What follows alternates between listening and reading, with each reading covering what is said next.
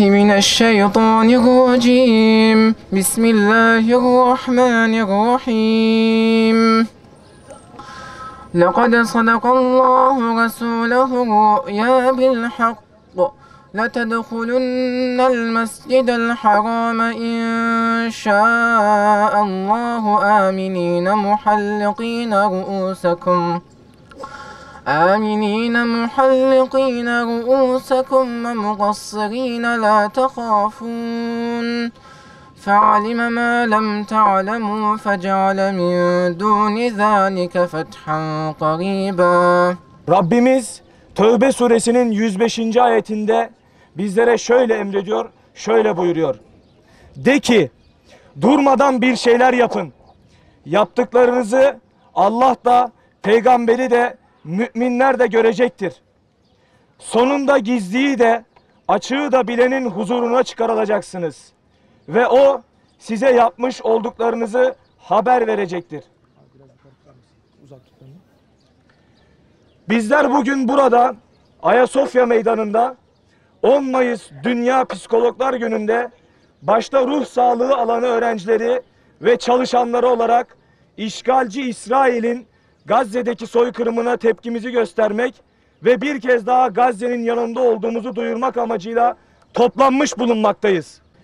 Hepinizin malumudur ki yıllardır olduğu gibi bugün de Gazze'de işgalci İsrail tarafından tüm dünyanın gözü önünde çocuk, yaşlı, kadın, insan, hayvan ayırt etmeksizin mazlum ve masumlara soykırım uygulanmakta ve en ağır şekillerde zulmün her türlüsü yaşatılmaktadır.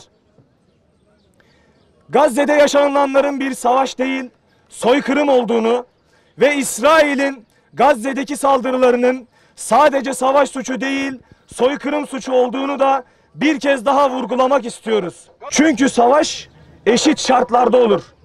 Çünkü savaşın da bir ahlakı olur.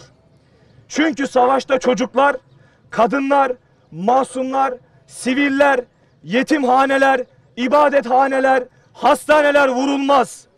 İşgalci İsrail ise saldırılarını bizzat Gazze'deki sivilleri hedef alarak yapmaktadır. Ve şairin de dediği gibi her şey biz yaşarken olmakta, bu tufan biz yaşarken kopmaktadır.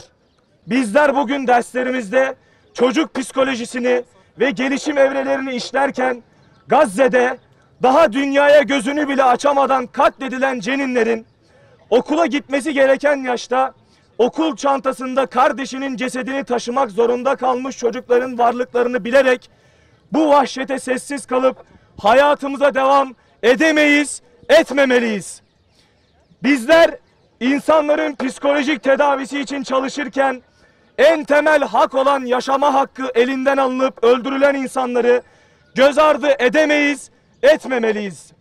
Aldığımız psikopatoloji dersleriyle bile açıklamakta zorlandığımız insanlık dışı travmalara seyirci kalamayız, kalmamalıyız.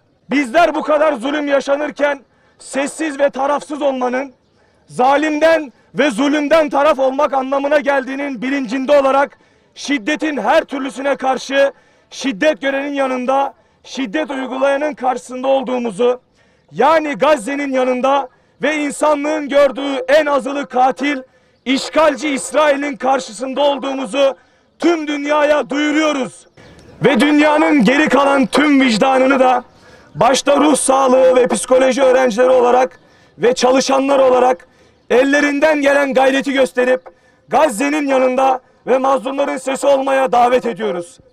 Gelin bugün ve bundan sonra da hep birlikte azılı katil İsrail'e ve destekçilerine tepkimizi gösterelim. Gazze'nin sesi olmaya devam edelim. Sözlerimi Gazze'li profesörün şiirindeki şu mısralarla bitirmek istiyorum. Eğer ölmem gerekiyorsa yaşamalısın hikayemi anlatmak için. Eğer ölmem gerekiyorsa umut getirsin, bir masal olsun. Ey bizi bizden iyi bilen Rabbimiz! Sana geldik, senden istiyoruz. Çünkü bizi yoktan var eden sensin. Bizi bizden daha iyi bilen sensin.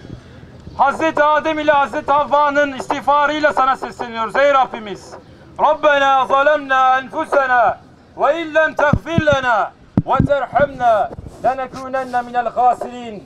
Onlar ki bir hata işlemişlerdi.